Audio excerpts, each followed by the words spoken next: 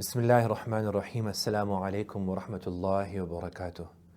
My dear brothers and sisters, this is an important reminder and message for the Muslims, especially those Muslims living in the West or here in Australia, where we as Muslims are a minority and we are living among a majority non-Muslim population.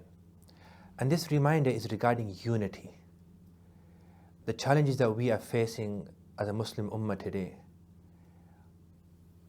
are unprecedented in history, where people are now questioning reality itself, where people identify as whatever they want. They question reality, they question nafsul haqiqah. These challenges that we are facing today, we need a united front. We need to be able to work with one another. And what I mean by unity here is not that we have the same opinion, the same theological, same jurisprudential opinion regarding everything. No. What I mean by unity here is, despite our differences, being able to work with one another, being able to understand one another, and being able to sit with one another and together solve the challenges that we are facing as a Muslim Ummah. And I want to remind everyone regarding a few very important ahadith of the Prophet sallallahu alaihi wasallam.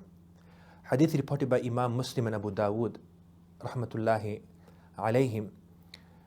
Jabir bin Abdullah radiyallahu ta'ala says, I heard the Prophet sallallahu alaihi wasallam saying, قَدْ يَئِسَ الشَّيْطَانِ أَنْ يَعْبُدَهُ الْمُسْلِمُونَ.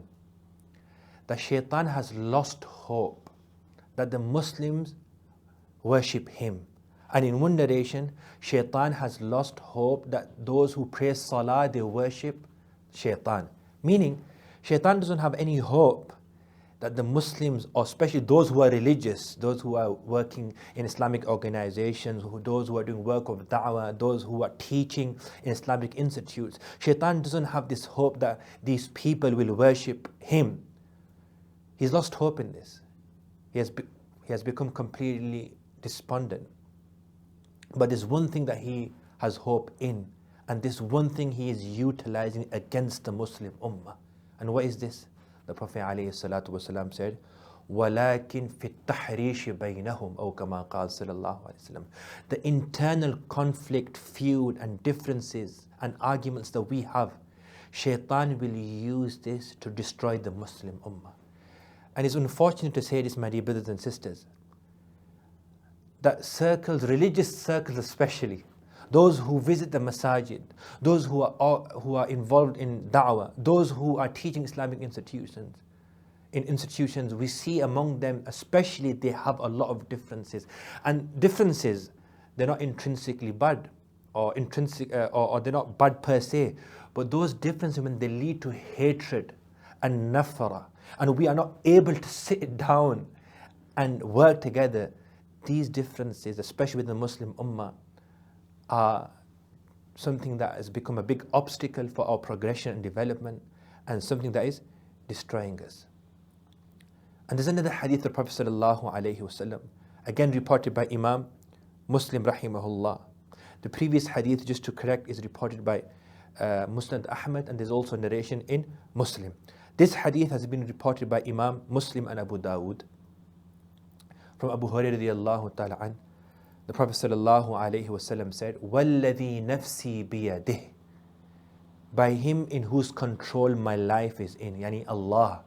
The Prophet alayhi salatu wasalam is taking oath and half by Allah subhanahu wa ta'ala. لَا تَدْخُلُوا الْجَنَّةَ حَتَّى تُؤْمِنُوا. You can never ever enter Jannah until you believe. وَلَا تُؤْمِنُوا حَتَّى تَحَابُوا. And you cannot have iman and you cannot believe until you love one another. أَفَلَا أَدُلُّكُمَا عَلَىٰ أَمْرٍ إِذَا فَعَلْتُمُوهُ تَحَابَبْتُمْ. Shall I not guide you? Shall I not tell you regarding something that if you do this, you will begin to love one another? أَفْشُوا السَّلَامَ بَيْنَكُمْ. Spread salam among one another.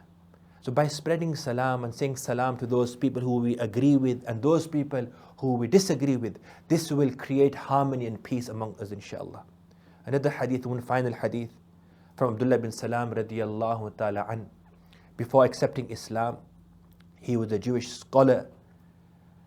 And he mentions in a hadith reported by Imam Tirmidhi rahmatullahi alayhi that the Prophet sallallahu alayhi wasallam came to Medina. And I heard that the Prophet alayhi salam had arrived. At this point, Abdullah bin Salam had not accepted Islam. So he says, فَجِئْتُ فِي النَّاسِ لِأَنظُرَ إِلَيْهِ. I also came to visit the Prophet alayhi salam and to see him. فَلَمَّا اسْتَبَنْتُ وَجْهَ رَسُولِ اللَّهِ صَلَى اللَّهُ عَلَيْهِ وَسَلَّمَ.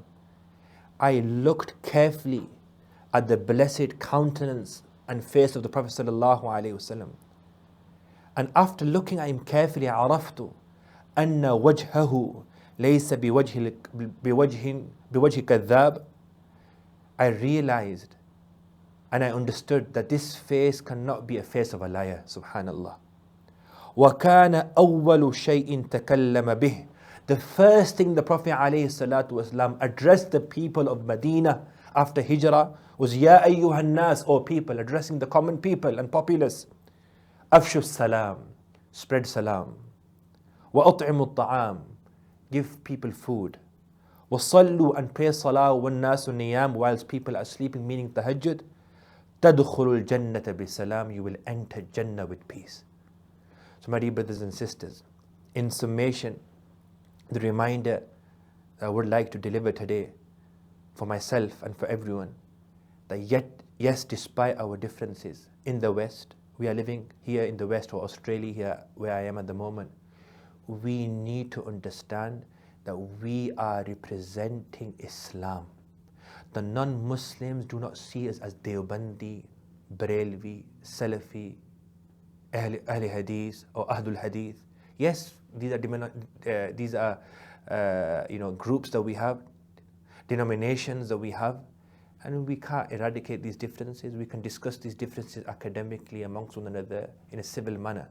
But when we are among non-Muslims, we should be representing Islam, because the non-Muslim, especially the alphabet community that we are struggling with in terms of their indoctrination, etc., they don't distinguish, they don't have this differential that this is Deobandi or Barelvi. No, they are after all our children, and not only Muslims, non-Muslims, Christians, and other religions too. So we as Muslims need to understand the need of our time. The need of and the call of our time is to unite. And again, let me be very clear. What I mean by unity is not that we forget our differences and we all adopt the same modus operandi in our theology and jurisprudence. No. What I mean by unity is, despite our differences, being able to understand one another, being able to work with one another for the sake of Allah and for the benefit of Islam. That I am representing Islam. I'm not representing my group only. I'm not representing my masjid only. I'm not representing my denomination. I'm representing the Ummah of the Prophet sallallahu alaihi wasallam. May Allah subhanahu wa ta'ala first and foremost grant me the tawfiq. May Allah grant us all the tawfiq. Jazakumullah khairan for listening. Wassalamu alaikum wa rahmatullahi wa barakatuh.